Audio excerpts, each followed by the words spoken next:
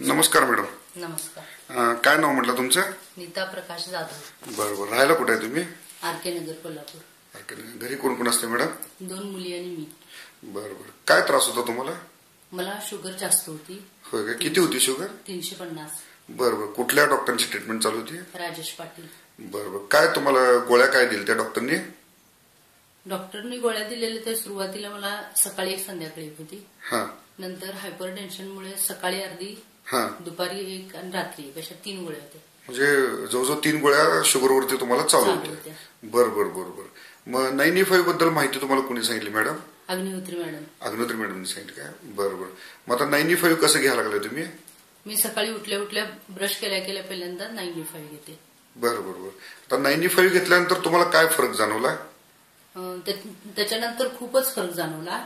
9E5 घेतल्यानंतर मला खूप फ्रेश वाटायला लागलं आणि मला श्युरिंग यायला लागलं. डॉक्टरांच्याकडे गेले. डॉक्टर म्हणाले नाही, खूपच शुगर कमी आहे, चेक करा तुम्ही.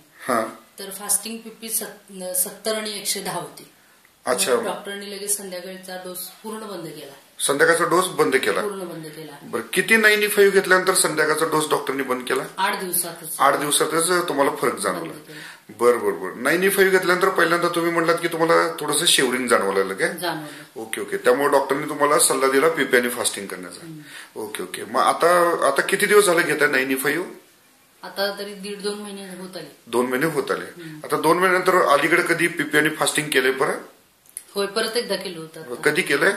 आता तरी 4 दिवस झाले. 4 दिवस झाले. आता काय रिपोर्ट आहेत? किती आहे साखर आता? आता 80-120. काय सांगताय? 80 आणि 120 झाल्या? म्हणजे नॉर्मल आली शुगर? नॉर्मल आहे. बरं बरं बरं बरं. मग अजून थोडे दिवस घेतल्यानंतर मला वाटतं डॉक्टर तुम्हाला तुमच्या गोळ्या बंद करायला सांगतील. नाही, आता कसं होतं, एखाद्या वेळेस मला शुरिंग जर त्यातूनही आलंच तर डॉक्टरने सांगितले त्या दिवशी गोळी घ्यायचीच नाही बिलकुल. हा हा हा हा. मॅडम, आमची तुम्हाला रिक्वेस्ट आहे, तुम्ही कंटिन्यू डॉक्टरना दाखवत राहा. डॉक्टर शेवटी डॉक्टरांच्या सल्ल्याशिवाय आपण काय करू शकत नाही, लक्षात घ्या. पण डायबिटीस विषयी, शुगर विषयी मी तुम्हाला सांगतो, ज्यावेळेला तुमचा आधी शुगर हाय शुगर होती, डॉक्टरने तुम्हाला 3 गोळ्या घ्यायला सांगितल्या होत्या. आज 9E5 घेतल्यामुळे तुमच्या डोसमध्ये फरक पडला आणि रात्री फक्त अर्धी घ्यायला सांगितलं. बरोबर आहे ना? तर शुगर हा एक असा आजार आहे की जो माणसाला शेवटपर्यंत चिटकून राहतोय. शुगरमधनं शक्यतो कोण बरं होत नाही, पण आपल्या 9E5 मुळे तुम्हाला फरक पडायला लागलाय. आमची सगळ्यांची अशी इच्छा आहे की तुमचं शुगर पूर्णपणे बरी व्हावी. तुम्हाला पण वाटतं ना मॅडम? तर रेग्युलर घेत राहा मॅडम आणि पीपी आणि फास्टिंग करत राहा. आमच्या तुम्हाला शुभेच्छा आहेत. लवकरात लवकर यातून तुम्ही बाहेर यावं.